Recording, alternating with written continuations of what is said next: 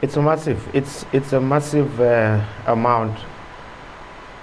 Um, it's a matter that, of course, as you rightfully say, we are investigating. This is a company that is based in Gauteng. It has about 28,000 members. The numbers are still increasing. And we are of the view that this was not an investment company but a Ponzi scheme where a lot of people have lost their hard-earned money investing in this so-called bogus company.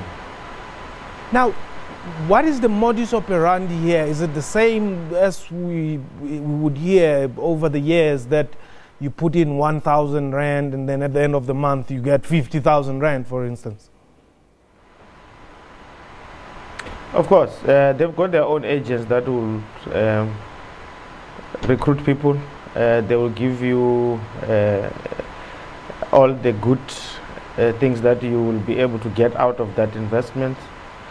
One of the things that they said that it was you're going to be getting about 2% every month. I mean every Monday, and then the money will the percentage will then grow after 2 weeks, where you will have 14%, and at the end of the month it's 50%. Where have you heard of that? But I'm sure when it started, there were those who managed to get some of the cash that they had invested. But unfortunately, those who fall prey to this scam, and now they have lost out on everything. That's where I wanted to get to, actually. I wanted to say, now that as the Hawks you have uncovered this scheme, what does it mean to those people who have perhaps, I mean, you're talking of 28,000 participants here. What happens to their money?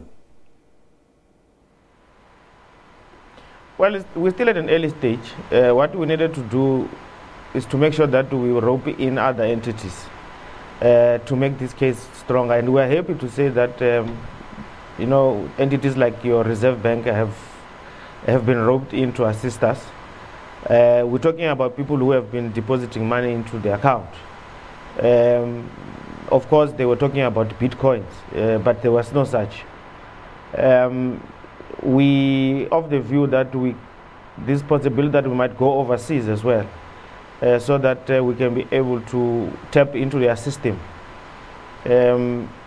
So it talks to issues of mutual agreements, maybe with the US government, so that we can be able to get all those records from this company.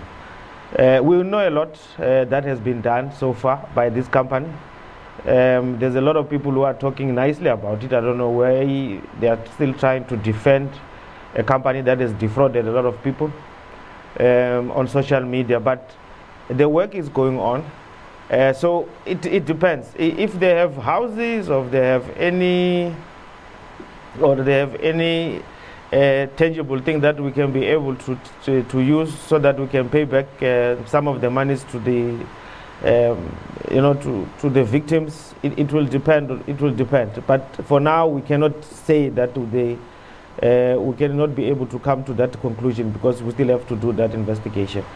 Now, perhaps finally, who do you as the Hawks now want to address? For instance, if there may be other people out there either who may have information or some tips, for instance. Well, look, we issued a statement this week. Hardly an hour after issuing that statement, we received a lot of phone calls and a lot of emails. So it just goes to show that there's a lot of people who managed to bring or to make sure that they assist, they come forward. Of course, we want to address such kind of people, but what is critical for us is the suspects that were involved in this fraudulent scheme. We know who they are. They know that we are after them. But it is critical that we have to first make sure that we have a strong case, so that we can be able to take them to court. And I think, you ordinary South Africans as well, we need to be very careful, you know, when we to join these investment schemes. We need to do our own, you know, investigation or due diligence to check if these companies or these investment companies are registered. Are they not fake? You know, it talks to BTC Global. You might think this is a global, it's a global company, but it's not a South African company that is in Gauteng. So there's a lot of these companies that are cropping up, and there's another one that we were also informed about during the week as well, which is going to form part of another separate investigation. So these things, there's a lot of them, but we always want to make sure that we take out this message that people must make sure that they follow the due processes, can use the banks or anything, but if it's legitimate, they must make sure that they demand all the documentation so that they don't fall to this trap. Hawks spokesperson there, Brigadier Hangwani Mulaudzi, thank you very much for joining us, warning people there about this Bitcoins scam. Now, scores of South Africans staged a peace walk through the Cape CBD today. The walk was to raise awareness about the need for peace on the continent. Now, it was hosted by the International Peace Youth Group. Organizers say the walk is part of a global movement to promote peace. The group expressed concern about corruption, human rights abuses, the manipulation and destruction of natural resources, and conflict on the continent. Participants say the walk forms part of the 2018 5th Global Annual Commemoration of the Declaration of World Peace. Many of those who attended are especially concerned by the high levels of violence in their own communities. Now, let's take a quick break. When we return, we'll give you more news. Please don't go away.